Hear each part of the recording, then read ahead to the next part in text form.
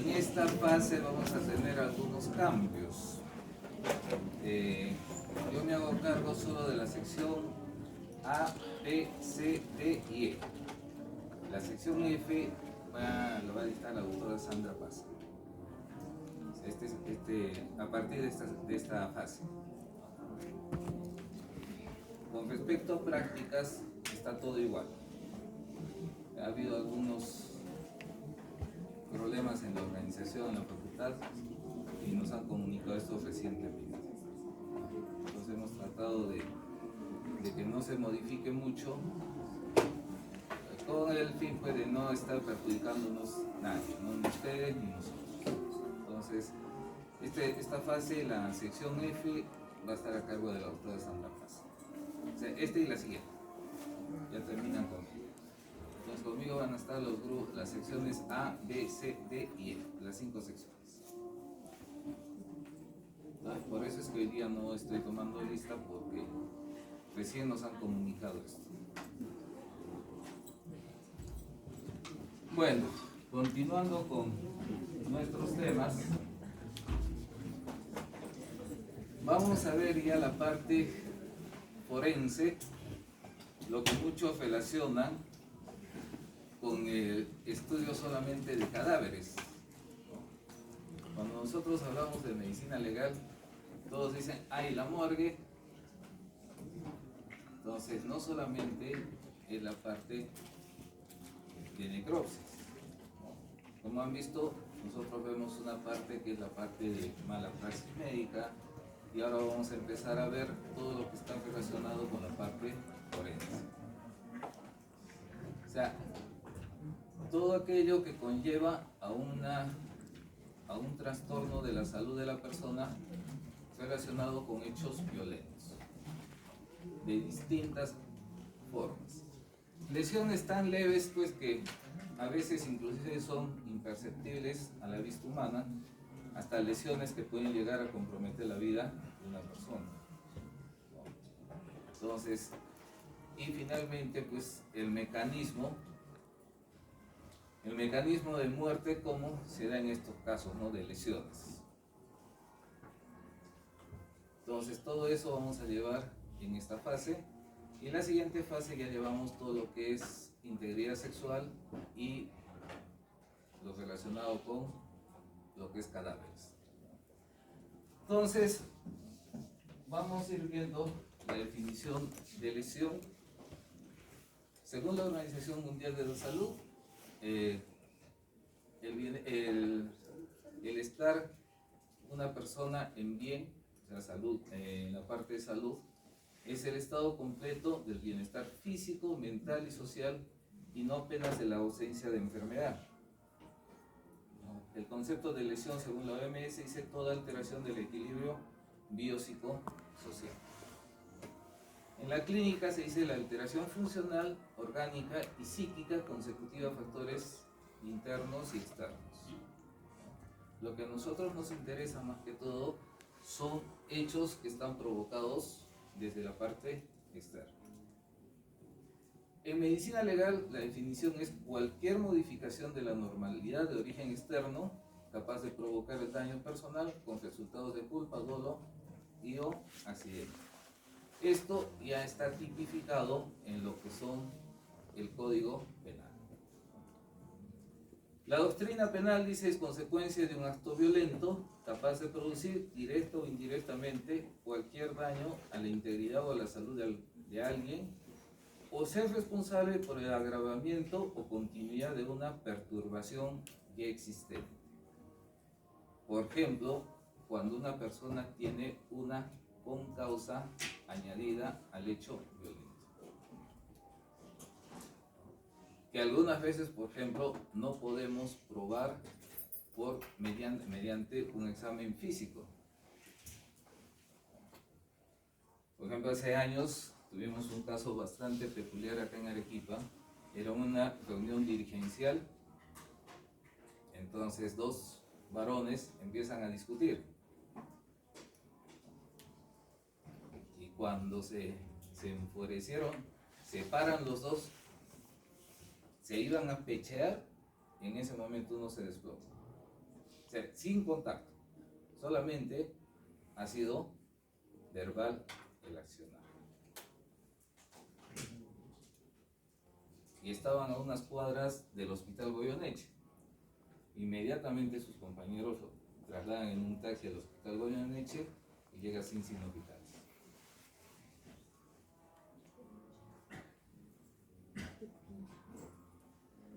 ¿Hay culpabilidad en ese caso de un hecho violento? Cuando le hacemos la necropsia, ¿qué le encontramos? Un aneurisma cerebral. Entonces, en el momento de la discusión, pues ha habido un aumento de presión arterial. Entonces, eso es lo que le ha ocasionado. La persona que le ha agredido verbalmente sabía. Es más, ni él mismo sabía, porque no ha tenido sintomatología. Entonces puede pasar este tipo de hechos. Y lo único que nos descarta es una necropsia. Entonces, nadie sabía en este momento la patología que esta persona tenía. Esto puede pasar inclusive en algunos casos con problemas cardíacos.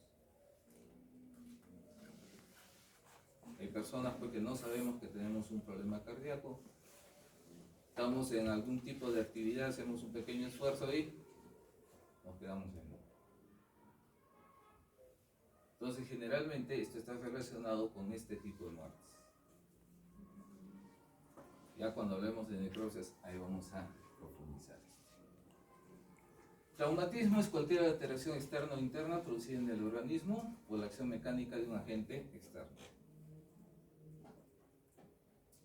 Es el estudio de los estados patológicos inmediatos o mediatos causados por violencia externa al organismo. La ubicación de las lesiones es la región anatómica donde fue aplicado el trauma, ¿no? Y esto es muy importante tener en consideración cuando hacemos nosotros la evaluación física. ¿Qué pasa, por ejemplo, si viene una persona y dice, me han jalado de los cabellos, me han tirado al piso, me ha dado patadas y no le encontramos ninguna lesión? Que generalmente vienen con esos antecedentes, ¿no? Entonces hay que tener mucho cuidado en la evaluación porque a veces nos puede impresionar por el estado emocional que llegan estas personas. Y en este tipo de evaluaciones siempre tratan de sacar ventaja. No es igual que una persona cuando viene por un padecimiento de salud, ¿no? Porque esta persona cuando viene por un padecimiento de salud es pues que está buscando ayuda para solucionar su problema de salud. En nuestros casos las evaluaciones lo que buscan es sacar ventaja sobre otra persona. Y peor todavía cuando se trata ya de personas reincidentes, porque esas se las saben todas, ¿no? Saben cómo evalúas, hasta a veces ya te quieren dictar el certificado, ¿no? O sea, las lesiones que tengan para el certificado ya te las quieren dictar, porque tantas veces vienen al servicio que ya se las saben todas. Entonces hay que tener cuidado con ese tipo de personas, porque nos pueden hacer cometer errores. Y una vez que nosotros cometamos un error, el problema es para nosotros, porque tenemos que ir a defender nosotros todo lo que hemos escrito. Violencia es toda acción material psicológica ejercida contra una persona que tiene por objeto someter la voluntad de otra. Puede haber una violencia psicológica, puede haber una violencia física, y ahora también en los casos de problemas familiares también se considera la violencia económica, ¿no? El sometimiento de una pareja, ¿no? Entonces, ese tipo de violencias podemos tener. Lo que nosotros nos toca en la parte médica es valorar la violencia física. La valoración médico-legal de la relación causa-efecto. El establecimiento a través del razonamiento científico del nexo de unión etiopatogénica, fisiopatológica, entre el hecho lesivo y las lesiones y secuelas presentes del lesionado. Por ejemplo, yo tuve un caso de un muchacho, un jovencito, 19 años, 20 años más o menos, que viene un día al servicio y me dice que ha tenido una discusión con su enamorada, ¿no? Que también tenía la misma edad, y que le ha mandado un pellizcón en el brazo. Y por eso lo ha denunciado. ¿No? Es una agresión física. El contacto es una agresión física. Bueno, la cosa es que le pido que se descubra su brazo para revisar si había dejado alguna huella de la lesión. Y cuando se saca la camisa, tenía una equimosis desde el hombro hasta el codo. Le digo, ¿te ha pellizcado? Sí. Pero no guardaba relación con la lesión que encuentro. Entonces uno ya tiene que indagar ahí. ¿Tomas alguna medicación? Porque puede estar anticoagulado esta persona, ¿no? No, me dice que él sufría de hemofilia. Entonces, imagínense, un pellizcón le ha causado una equimosis en todo el brazo, ¿no? Entonces, guarda relación este hecho traumático, ¿sí? ¿No? Y se añade acá que esta se conoce como una concausa, ¿no? La patología que tenía esta persona. Entonces, la valoración ya no es igual que una persona que no tenga este problema patológico, porque está asociado más a su problema patológico, ¿no? Y nosotros como médicos tenemos que descartar eso, ¿no? Implica la realización de diagnósticos etiológicos y patogénicos de las lesiones y sus secuelas. Sobre todo, tenemos que valorar nosotros lo que es la biomecánica en las lesiones traumáticas a nivel óseas y articulares. En la bibliografía existen los mecanismos, cómo se producen las lesiones. Entonces tenemos que compatibilizar si esto se ha producido por este hecho que ellos nos comentan, ¿no? Por ejemplo, hace años tuve un caso de un señor que llega al servicio detenido porque estaba manejando en estado de ebriedad, ¿no? Y la policía lo corretea en el camino y se mete a una cuneta. Entonces, cuando lo traen a medicina legal, él había interpuesto en la fiscalía una denuncia por abuso de autoridad. Entonces, cuando llega al servicio, pues tenía una deformación a nivel del húmero, ¿no? Que claramente a la palpación era una fractura. Entonces, ¿qué aducía él? Que en el momento de su detención, la policía agarró y le metió un embarazo y la fracturó. ¿Cómo determino el tipo de fractura? Pido una placa radiográfica, ¿no? Entonces, cuando me traen la placa radiográfica, no era pues una fractura típica de contacto. Porque la fractura típica de contacto es una fractura con fragmentos y estallada. Y tampoco tenía la lesión de contacto con el instrumento que supuestamente le ha golpeado a la policía, ¿no? Entonces, esta fractura era una fractura oblicua. La biomecánica de este tipo de fracturas es tracción. Felizmente la policía había tomado fotos desde el momento que lo han intervenido. Y justo se nota en una foto que él estaba con el codo dentro del timón. Entonces, en el momento que él se recuesta en la cuneta, es donde hace fuerza con su brazo. Y ahí se produce la fractura. Entonces, ya teniendo la placa radiográfica, sabiendo la biomecánica, lo encaro al tipo, ¿no? Le digo, esta fractura no te ha hecho la policía. Al comienzo me dice, sí, doctor, que sí, no te ha hecho la policía. Estás mintiendo. Entonces, ¿qué me dice? Sí, es que el abogado me ha dicho que diga así. Entonces, si yo no sabía la biomecánica de esta lesión y me confiaba en lo que él me dice, pues los metía en lío a los policías. Entonces, esas explicaciones es para el médico, no es para el abogado, ¿no? Entonces, nosotros tenemos que saber, sobre todo a nivel de fracturas óseas y articulaciones, existen distintos tipos de biomecánica en las lesiones que se producen. Debe razonarse con el hecho lesivo ha producido el daño o la lesión para poder probar y precisar una metodología apoyada en el sentido común, la lógica, el conocimiento y finalmente el rigor científico. Casi todo ya está descrito en la literatura, así que solamente nos cuesta revisar, ¿no? Ya con nuestros conocimientos básicos podemos nosotros revisar, ¿no? Por ejemplo, hace tiempo igual me pasó con una señora que el conviviente la había agredido físicamente y vino con la nariz que parece un tomate. Entonces se había hecho tomar una placa radiográfica en un establecimiento particular, ¿no? Cuando leo el informe, no había fractura. Entonces, haciéndole el examen con el estudio con un rinoscopio, observo que había un amplio hematoma submucoso, y eso es fractura. O sea, toda la literatura indica que eso es fractura. Entonces, conversé con la paciente, le explico, le digo, mira, ¿sabes qué? Me parece que es fractura. Pero acá no se nota y también en el informe no indica que hay fractura. ¿Te puedes hacer sacar en otro lugar? Sí, se puede hacer sacar en otro lugar la placa radiográfica y indicaba que había una fractura. Entonces, ya por curiosidad y sobre todo por tener la certeza, busco a un radiólogo, le llevo las dos placas radiográficas, porque ellos son los especialistas, ¿no? Entonces, ¿qué me dice? Primero, hace la comparación de las dos placas radiográficas y era de la misma persona. La primera placa radiográfica tenía una angulación donde no se veía la fractura.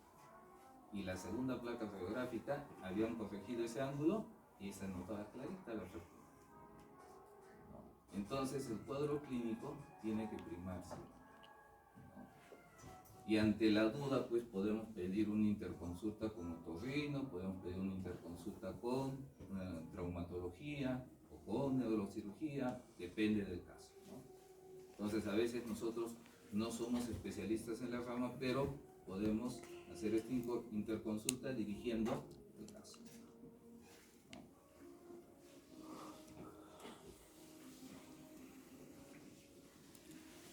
El criterio etiológico cuantitativo. ¿A qué se refiere esto? Es al tiempo que se produce la lesión. Por decirles, me dice que le han golpeado hace 3 horas, que le han dado un golpe en la mano hace 3 horas. No sé, ¿con qué le han dado una patada? ¿Qué es lo que tengo que encontrar en ese lapso de tiempo?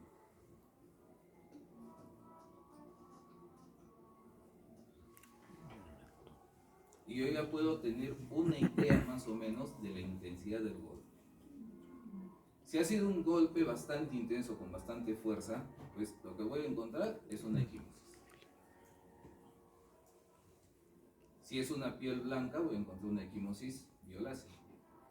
Va a ser una equimosis violácea tenue, pero lo que más me va a llamar la atención en ese lapso de tiempo es el proceso inflamatorio.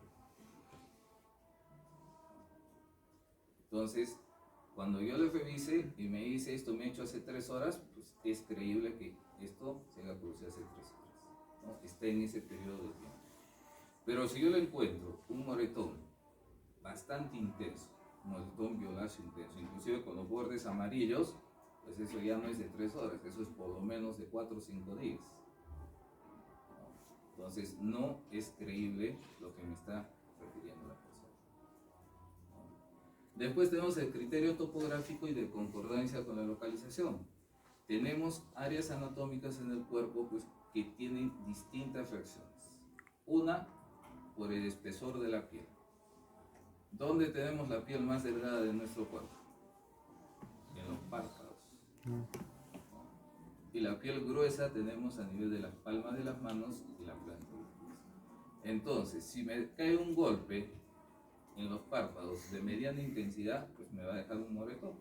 Pero si me cae un golpe en la palma de las manos con esa misma intensidad, es más, ni se va a notar posiblemente, ¿no? Entonces, el criterio topográfico de dónde se ubica la lesión es muy importante tener. Si me da un golpe en la cabeza que tiene resistencia ósea a la parte interna de la piel, pues va a producir cierto tipo de lesión que en el abdomen. ¿Por qué? Porque en el abdomen tenemos grasa, algunos más y otros un poco menos, ¿no? Entonces, esto va a compactar el hecho traumático. Entonces, eso hay que tener en consideración cuando nosotros hacemos la valoración.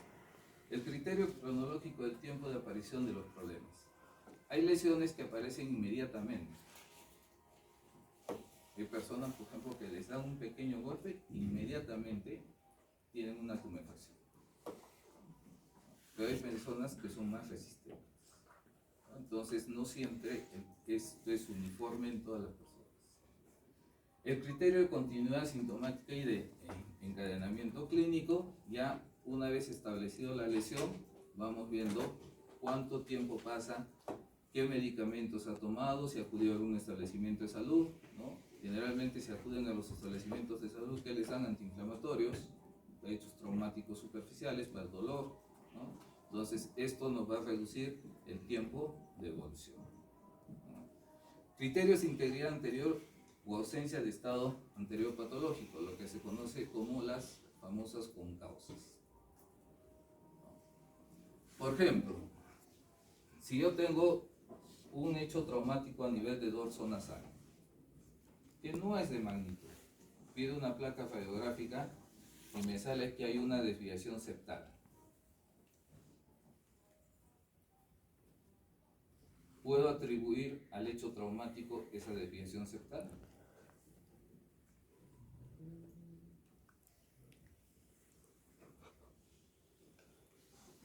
No, porque las desviaciones septales pues se dan inclusive desde el nacimiento en algunos casos, por problemas del paladar, o sea, no siempre está relacionado a un hecho traumático. Pero si me describiera el traumatólogo que hay una fractura, pues hay una probabilidad. Y también habría que hacer un examen interno para ver si existe algún hematoma en el camino, ¿no? Eso nos indicaría y nos ayudaría para llevar nuestro diagnóstico. Entonces, si me dice solamente la placa radiográfica desviación septal, no la tomo en cuenta. Otros casos que nos vienen, por ejemplo, personas mayores, ¿no?, que tienen problemas a nivel de columna, sobre todo los picos del oro. Entonces, cuando vienen a la evaluación, nos traen la placa radiográfica, el informe y ese pico del oro. Pero no es por un hecho traumático, eso es un hecho crónico, ¿no?, que por el movimiento, por la fuerza que hayan utilizado en ese momento, es probable que se dé el dolor. Pero estas lesiones anatómicas pues no tienen que ver nada con el hecho traumático, ¿no? Entonces eso se descarta. Criterios de verisimilitud del diagnóstico etiológico y certeza diagnóstica. En nosotros, en la parte valorativa, existe mucha ambivalencia en los exámenes. Si nosotros tenemos que tratar de juntar todos los criterios posibles para tener un acercamiento hacia la verdad. Entonces, por eso es que hablamos de probabilidades. Por ejemplo, en los juicios nos dice, su examen, ¿cuánto de certeza tiene? Por el método que ha empleado en este examen. Pues no le puedo dar una certeza al 100%. Pero los criterios semiológicos que he valorado me hacen llegar a una certeza de un 90-95%. ¿No? Entonces, eso es lo que les interesa, por ejemplo, a los abogados, sobre todo cuando defienden.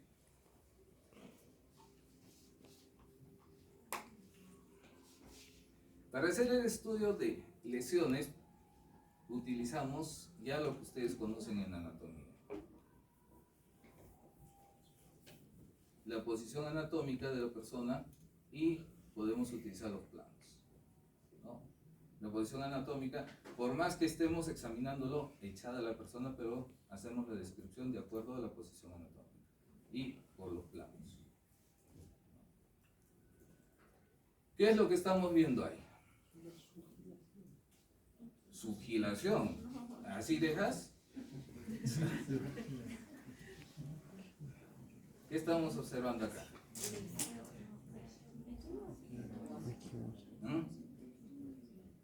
Lesiones eritematosas en cuello anterior.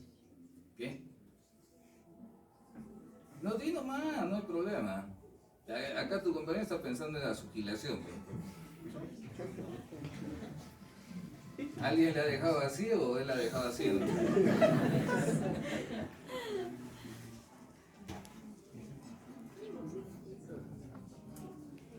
¿Qué estamos observando acá?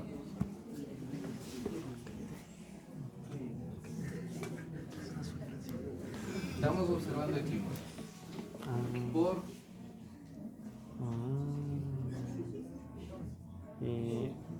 ahorcamiento. estrangulación a mano. Es una persona, es una dama que viene al consultorio y me dice, mi conviviente me ha agarrado con la mano y había un momento que perdió el conocimiento. Y no me acuerdo. No recuerdo más. Tenemos las huellas de las lesiones traumáticas de contacto. Ah, no, esta señora me contó otra cosa. Me dice, antes de perder el conocimiento, he empezado a escuchar unos zumbidos, he visto unas estrellitas y he perdido el conocimiento. ¿Qué es lo que me está diciendo con todo lo que me describe del hecho violento? Asfixia. Que ha sufrido una asfixia hasta llegar a la pérdida de conocimiento, ¿no? Entonces, si ya tengo el contacto del hecho traumático, me describe la semiología de una asfixia, ¿qué es lo que tengo que buscar? Signos de estrangulación. ¿Qué signos son de asfixia?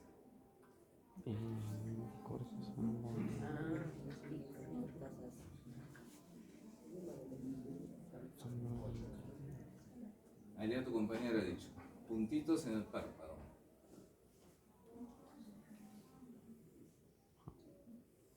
Petequias. A nivel de mucosas. ¿Por qué se produce eso? En el momento de la asfixia hay un aumento de presión sanguínea y esto nos va a producir ruptura de capilares. Entonces tenemos que buscar las mucosas donde más se observa, ¿no? Miren.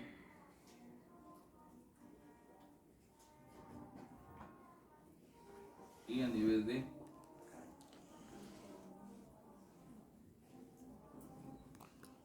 globo ocular, hemorragias subconjuntivales.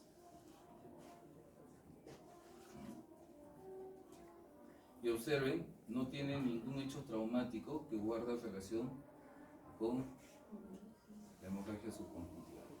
Y en la conjuntiva tercera encontramos igual petequias. Entonces, lo que nos dice la señora es verdad, ¿sí? ¿No? ¿Qué es eso de que he escuchado unos zumbiditos y después ha visto unas estrellas? ¿Qué se llama ese zumbidito? Tinnitus. ¿Y eso de ver estrellas? Escotoma. ¿Cómo se llama?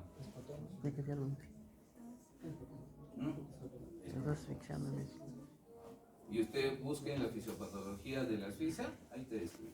No se inventó la señora, ella ni sabía. Lo que nosotros tenemos que buscar y relacionar con este hecho. Eso es lo que nos dice que debemos hacer. ¿No? Ahí está. Acá también tiene petequias, ¿no?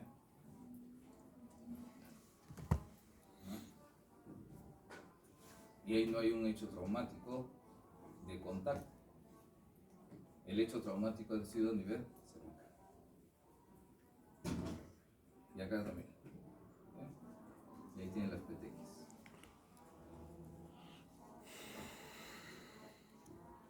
Lamentablemente, pues cuando vamos a juicio a veces estas personas se retractan. Cuando fuimos a juicio de este caso, dijo que ella no se acordaba qué es lo que había pasado. Y el caso se acabó. Entonces, ese es un problema que tenemos. Ya por conveniencias que han llegado a solucionar, pues.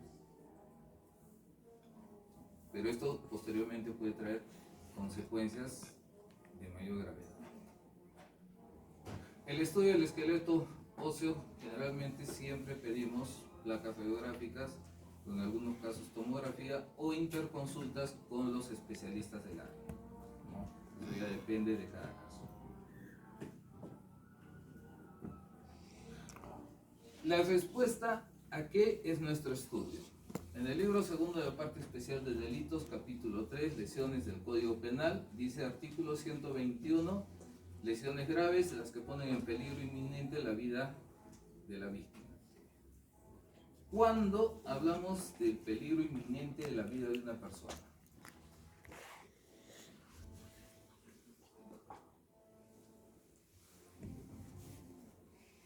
¿Cuándo nuestra vida puede estar en peligro inminente?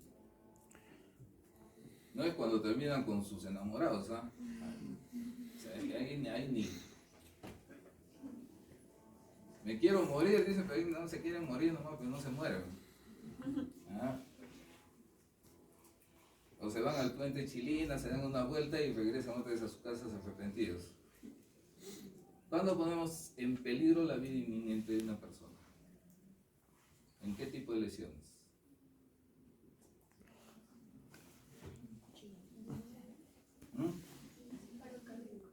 No, el paro cardíaco está muerto. Acuchillamiento, si me acuchillan en el muslo, pues no. Cuando hay lesiones vasculares a nivel de grandes vasos y medianos vasos, pues corre peligro inminente la vida de una persona. Porque si no le hacemos una cauterización de estos vasos, se muere, ¿no? ¿Y quién determina si esta lesión pone en peligro inminente su vida? El médico. Y sobre todo en los servicios de emergencia. Entonces tenemos uno, daños vasculares. ¿Qué más? Lesiones a nivel del tracto ventilatorio. Tipos de asfixia. Ya vamos a ver los tipos de asfixia. Pero todo aquello que lesiona el tracto ventilatorio de respiración, si no se conecta inmediatamente al oxígeno, esta persona se muere. Ahí no hay que esperar ni un minuto, esas son emergencias. ¿Qué más?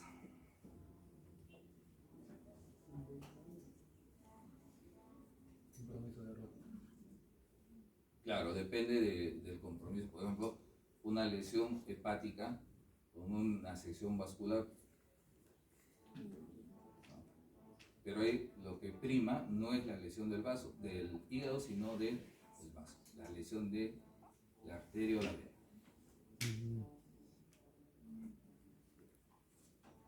¿Qué más? Trastornos del ¿Sensorial?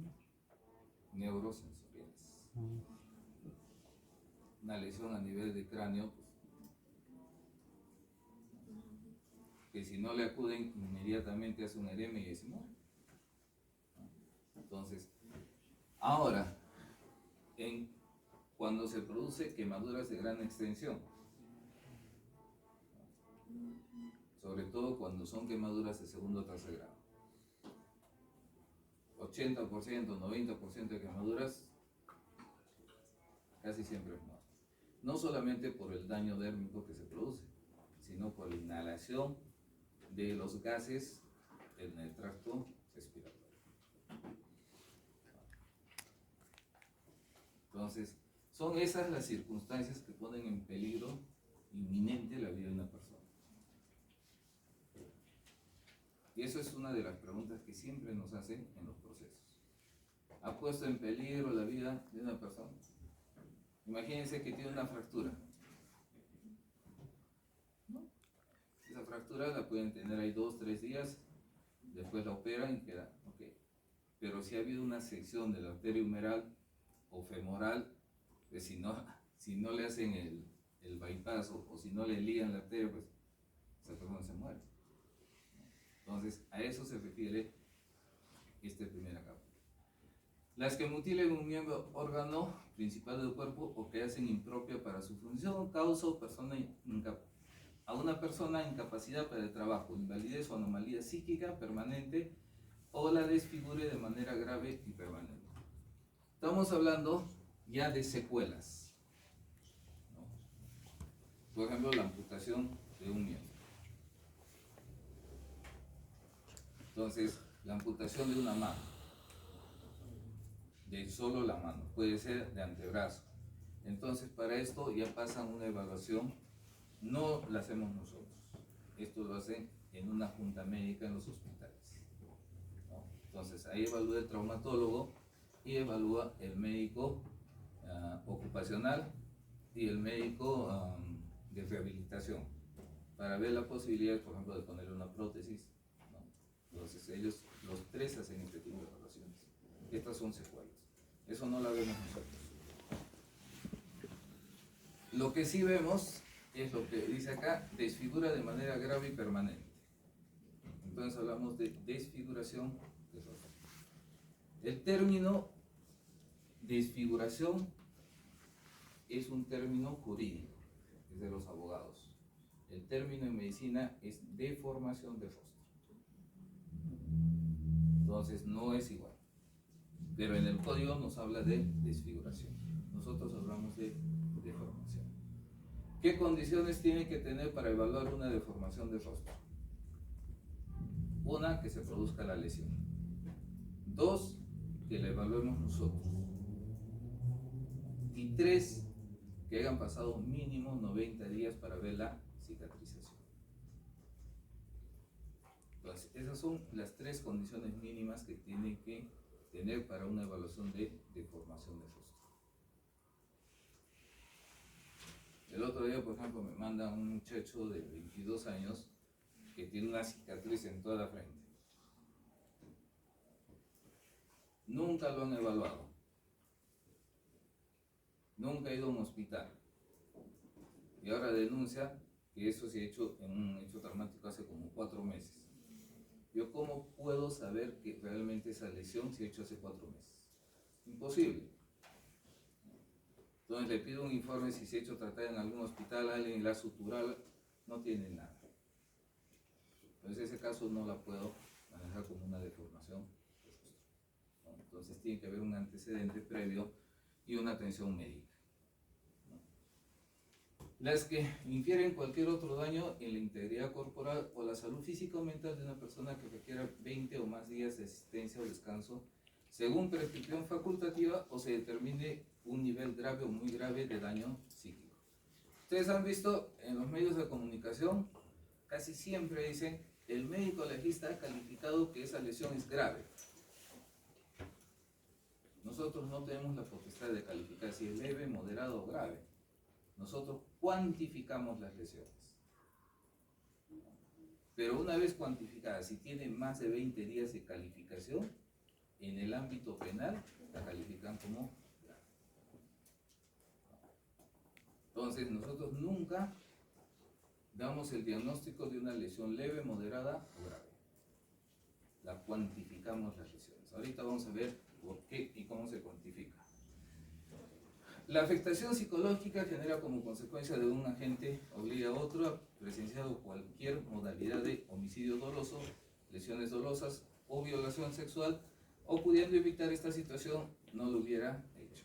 Entonces, la evaluación psicológica está a cargo de los psicólogos. Depende de las circunstancias en que se produzca este tipo de hechos violentos.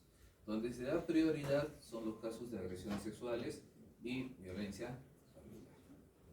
Todo lo que está relacionado con agresiones sexuales y violencia familiar tiene prioridad en las evaluaciones psicológicas.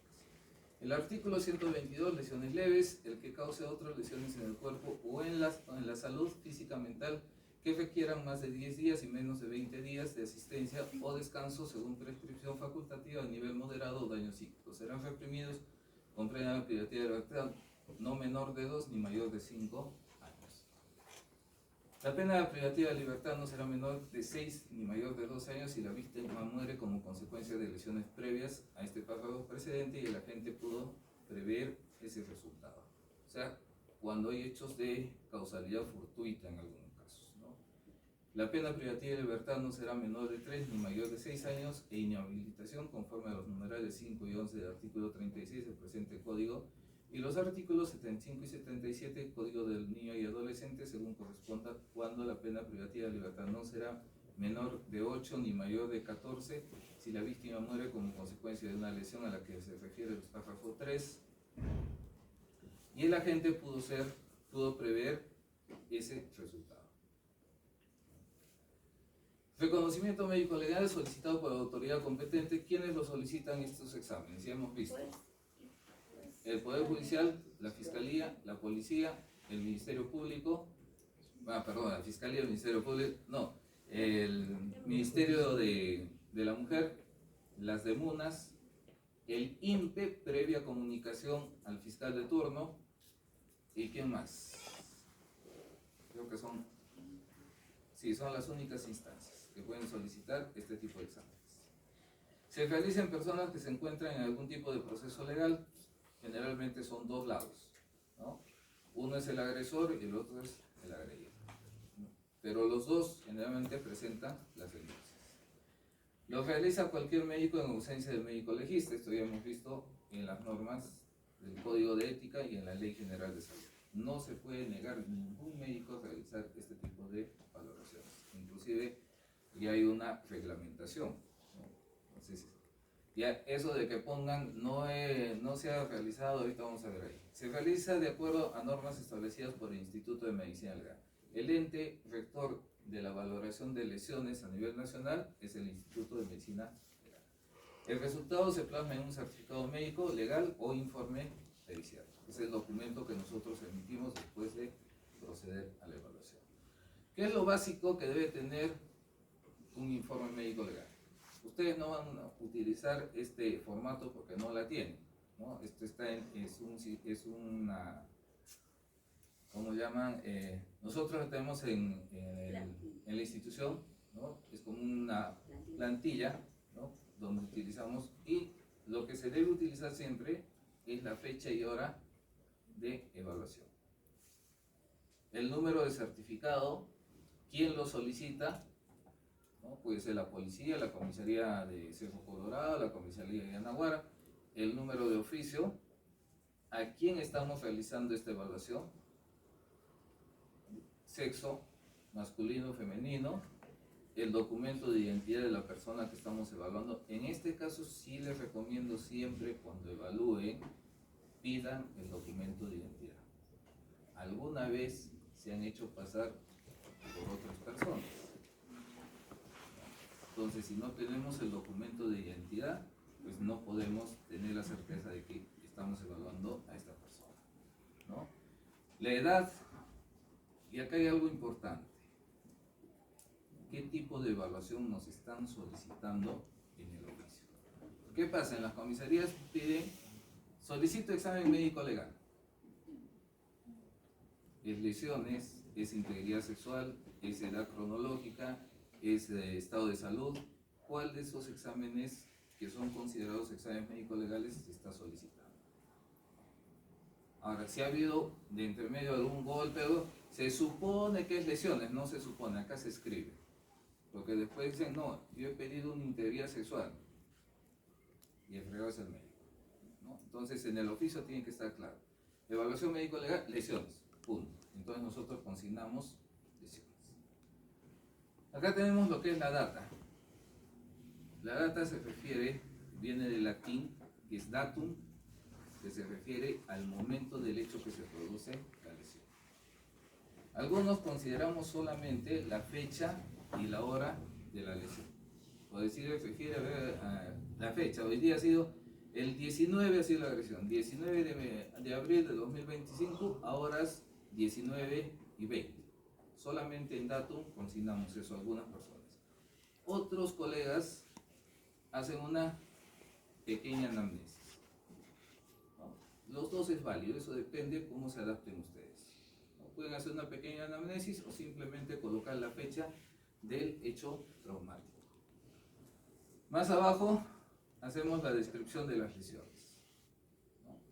Identificamos en qué zona anatómica está la lesión, qué características semiológicas tiene esta lesión, ¿no? Entonces, esa descripción la realizamos en el examen. Siempre tomemos las medidas de las lesiones. ¿Por qué? Alguna vez nos piden que compatibilicemos con ciertos objetos. Y si no tenemos las medidas, pues no sabemos cuánto por cuánto ha hecho el contacto de esta superficie, ¿no? En cambio, por decirles, si tenemos una medida de una escoriación de 2 centímetros de largo por 0,4, nos van a decir, esto es probable que se haya producido con uñas, sí, ¿no? Porque tiene esas características. Por eso es que sirve las medidas de las dimensiones de las lesiones. ¿Por qué nos interesa también tener información de la fecha y la hora? Para hacer una secuencia de los hechos y cómo ha ido evolucionando en el momento que nosotros lo hemos evaluado, ¿no? Y eso debe coincidir con el examen que estamos haciendo. Entonces, todo es una secuencia de hechos. Por eso es importante tener básicamente esta información. Finalmente, en las conclusiones indicamos con qué se ha producido, ¿no? Si es un objeto contundente, cuando hablamos de lesiones equimóticas, hematomas o equimomas, generalmente es un objeto contundente. ¿Qué es un objeto contundente? Ahorita vamos a ver la definición. Atención facultativa e incapacidad médico-legal. ¿A qué se refiere la atención facultativa y la incapacidad médico-legal? ¿Cuánto te has demorado en hacer eso? ¿Y cuánto tiempo le estás dando para que se recupere? ¿La atención facultativa o la incapacidad médico-legal? No, la atención facultativa es los días que necesita para realizar se cure la incapacidad médico-legal. Si necesita días para descansar por si la lesión fue muy grave y no pueda. No confundan, por favor, lo que es incapacidad médico-legal con incapacidad laboral. La incapacidad laboral es una situación diferente a la incapacidad médico-legal.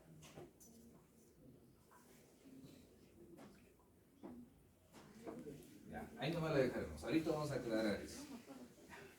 Y finalmente las observaciones. Acá podemos consignar quién la ha agredido, cómo ha sido la agresión, lo que ellos nos relatan, ¿no? Por ejemplo, me dice, me han jalado del brazo, me han jalado de los cabellos, me ha dado una patada. Entonces, eso lo anoto acá, ¿no? Prefiere haber sufrido agresión física por persona conocida o desconocida, por ex conviviente, por esposo. Otra cosa que yo personalmente no consigno es el nombre del agresor, porque algunas veces se equivocan y después tenemos problemas en la identificación. Eso es parte de la investigación policial, no es parte de la investigación médica, ¿no? Pero sí le puedo consignar, por ejemplo, me ha agredido mi ex conviviente, me ha agredido una persona conocida. Pues ya, en la declaración policial ellos van a decir, me ha agredido fulano de tal. Entonces ellos ya le consignan y hacen la búsqueda de esta persona. Ahora, otra cosa, por ejemplo, cuando se trata de violencia familiar, ahí sí le consigno el nombre de la persona que ha agredido. ¿Por qué? Porque cuando llegamos a juicio, dice, no era así, no era. ¿No? Entonces, si me da un nombre, es porque se ha ocurrido este hecho, ¿no? Y yo lo he consignado en la evaluación. Porque si no, ¿de dónde saco ese nombre? ¿No? Entonces, muchos casos, pues, llegan a juicio y se retractan porque a veces ya pues en la familia se ponen de acuerdo, ¿no? Pero el proceso sigue en investigación hasta el juicio. Y algunos casos pues tenemos lamentablemente que han terminado falleciendo, ¿no? Yo tuve un caso, me dio mucha pena, era una señora pues que el marido casi la mata, la llevaron, lo pidieron su prisión preventiva. Estuvo en el penal, fuimos a juicio y la señora negó todo en el juicio. Todo, cambió todo. Entonces no había pruebas, ¿no? Lo sacan al tipo y después de 6 meses la matan. Y yo tuve que ir al levantamiento de cadáver sin saber. Voy al levantamiento de cadáver y le reconozco a la señora. Y le digo al fiscal, aquí esta señora había este caso, le comenté. Sí, porque es un caso bien sonado acá en Arequipa. Y le echaban la culpa al fiscal que no había hecho bien su trabajo. No, el problema sí es la señora. Cuando estuvimos en juicio, ella negó todo. dijo que era un lugar medio oscuro y no sabe quién le ha agredido. No le ha visto bien la cara. En ese momento pensó que era su conviviente. Así. Y después de que salió el tipo de la cárcel, la mató. Entonces, por eso, un poco ya para cuidarnos de eso, yo sí le consigno en los casos de violencia familiar el nombre del agresor, ¿no? Porque eso nos puede ayudar en el proceso del juicio para identificar, ¿no? Y finalmente, consignamos nuestros datos personales, ¿no? Nombre, apellido, número de DNI, colegio médico, si tenemos la especialidad, número de registro de especialidad y el lugar donde trabajamos, la dirección donde trabajamos. Nunca pongan la subdirección domiciliaria, donde ustedes viven. ¿Por qué? Porque las notificaciones las van a traer a su domicilio, ¿no? Y no es bonito que la policía esté tocando tu puerta y entregándote un documento, ¿no? Es eso, que nos vengan al trabajo. Por eso se consigna siempre el domicilio laboral, ¿no? ¿Qué dice acá? Este es el certificado de un colega, que casi siempre vienen así, no lo he cambiado desde 2017, dice: diagnóstico, 2 equimosis en el cuello, observación. Debe indicar que el recurrente es médico serumista y asimismo se pone en manifiesto que la impresión diagnóstica e indicaciones son objeto de modificación y cambio por parte del médico especialista. El Colegio Médico del Perú, el Código de Ética del Colegio Médico de Odontología, artículo 20, a la letra dice: el médico debe abstenerse de atender pacientes cuyas dolencias no correspondan al campo de su dominio o especialidad, salvo que se trate de una atención de emergencia o solicitud expresa del paciente o no haya otro médico. ¿Es válido eso?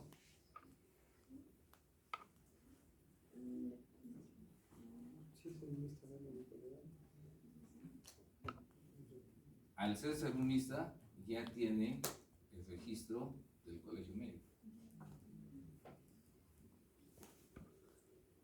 Esto no tiene ningún valor legal. Es más, ya hemos visto qué dice la ley. Lo que están haciendo es un incumplimiento. Es más, si el fiscal los quiere fregar, pues con esto los denuncia, porque están obstruyendo a la justicia. Esto es una obstrucción a la justicia.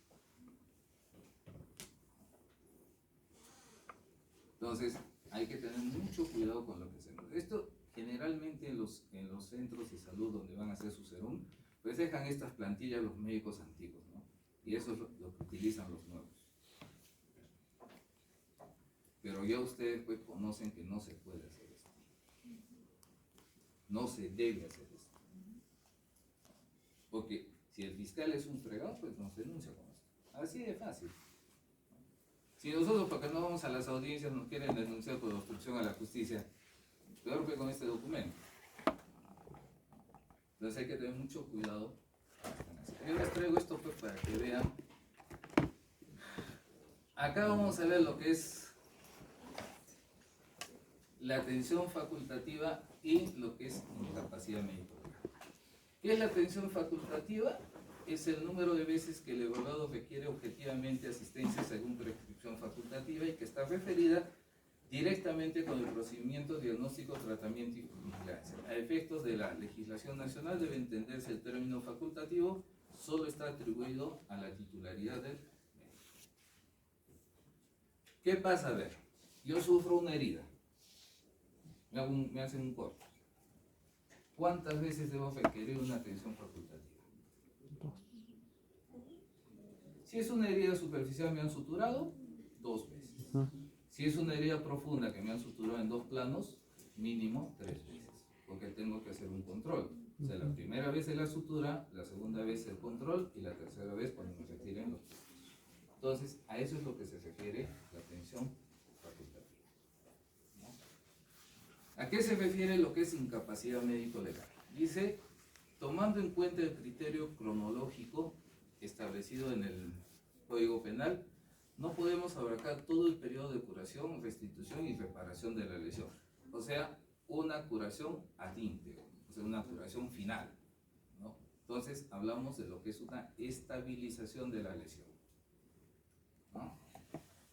Se valora 2 periodos claramente definidos: la fase de reparación biológica inicial o primaria y la fase de reparación biológica tardía y reabsorción y remodelación. Los días de incapacidad médico-legal se refieren al tiempo aproximado que requiere una lesión para lograr su reparación biológica primaria. Entonces, ¿qué pasa? Vamos a hablar de la misma herida, ¿no? ¿Cuántos días requiere esta herida para que esté estabilizada? Si es una herida superficial, ¿a los cuántos días nos quitan los puntos? 7 días más o menos. No es el criterio casi general. Entonces estamos hablando de una estabilización de esa herida en 7 días. Entonces la